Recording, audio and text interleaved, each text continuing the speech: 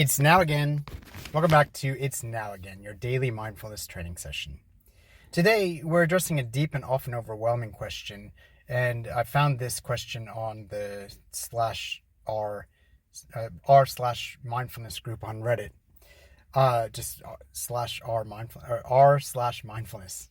New to Reddit, sorry. Anyway, question is, how do I use mindfulness to deal with an identity crisis? An identity crisis happens when you start to question who you are, what you believe in, or where you're headed in life. It can feel like the ground has shifted beneath you, leaving you uncertain and unsettled. But here's the thing. Mindfulness can help you not only survive an identity crisis, but use it as a powerful moment for growth and self-discovery. So first, let's talk about what an identity crisis really is.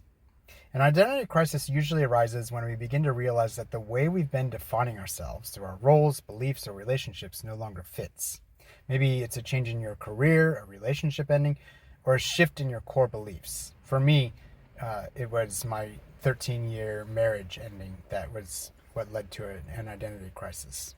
Whatever the cause, though, the sense of who am I now can create a lot of confusion and emotional turbulence. I guess I also had an identity crisis when I lost my religion at 23 years old.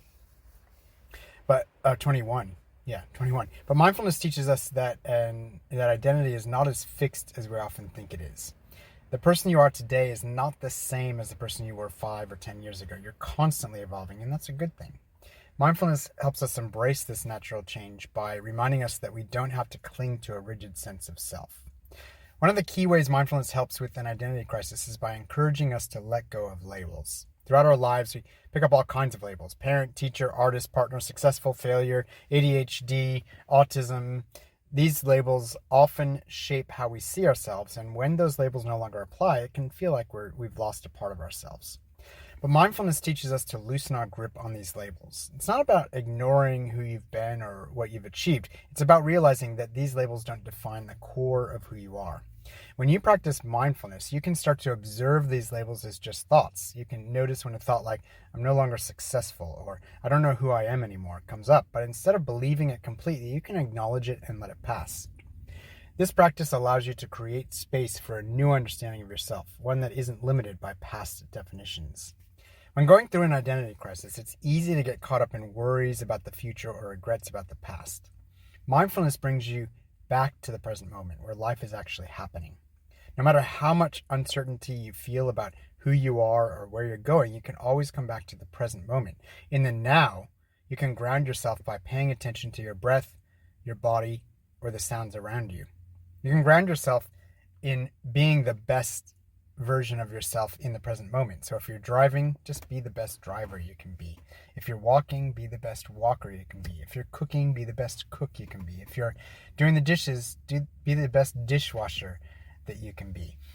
I remember in one of Eckhart Tolle, however you pronounce his surname, in one of his books, he talks about someone sitting with him and saying, how do I know what my purpose in life is? And Eckhart Tolle said, well, your purpose right now is to be sitting at that desk talking with me. Sitting at this desk talking with me, whatever it was. So you can find your meaning and your purpose in this present moment. This grounding helps you realize that even though your identity might feel unstable, you are still here, breathing, alive in this moment. And in this moment, you don't need all the answers. You just need to be present with whatever feelings or thoughts come up. During an identity crisis, it's common to feel lost, frustrated, or even critical of yourself for not having it all figured out. This is where self-compassion comes in. Mindfulness teaches us that it's okay to feel uncertain. It's okay to not have all the answers right now. By practicing self-compassion, you can remind yourself that everyone goes through periods of confusion and transformation. You are not alone in this. Whenever feelings of self-doubt or frustration arise, you can bring a gentle awareness to those feelings without judgment. Instead of trying to push them away, you acknowledge them with kindness. This self-compassion helps soften the discomfort of the identity crisis and opens up space for healing and growth. Once you've let go of the need for rigid labels and practice grounding yourself in the present moment, you can start to explore who you really are now. Not who you were in the past, not who others expect you to be, but who you are in this very moment. Mindfulness invites you to approach this process with curiosity rather than fear. You can begin asking yourself questions like, what do I value? What brings me joy? What kind of person do I want to become? Instead of rushing to find a new label or identity, mindfulness encourages you to explore these questions slowly and with an open mind. The beauty of mindfulness is that it reminds us we don't need to have all the answers. You can allow your new sense of self to evolve naturally without pressure. So how can you use mindfulness in a practical way to navigate an identity crisis? Here are a few tips. Number 1, daily mindfulness practice. Set aside time each day for mindful reflection. You can meditate, do a body scan, or simply sit in silence, observing your thoughts and feelings without judgment. Number 2, observe without attachment. When thoughts about your identity come up, like, I don't know who I am, notice them as thoughts, not facts. Acknowledge them and let them go. Number 3, ground yourself. Whenever you feel overwhelmed, take a few moments to focus on your breath, your surroundings, or the sensations in your body. This will help you reconnect with the present moment and reduce anxiety. Number 4, be kind to yourself. Practice self-compassion by reminding yourself that it's okay to feel uncertain. Treat yourself with the same kindness you would offer a close friend going through a tough time. Number 5, stay curious. Instead of rushing to define yourself, approach the process with curiosity.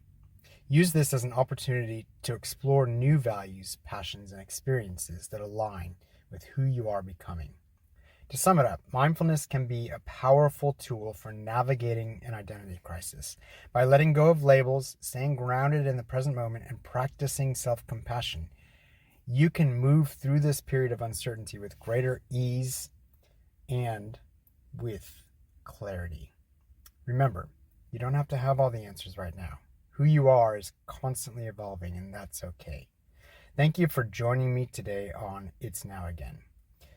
If you need any assistance with your mindfulness practice, I do offer one-on-one and group coaching sessions. Visit jeremywest.net to find out more. And if you have questions you'd like me to answer on a future podcast, please email itsnowagain@gmail.com. There's no apostrophe in there. It's just the words it's now again, the letters it's now again @gmail.com. Thank you very much. Until next time, until tomorrow, stay present. Keep practicing and remember, it's now again.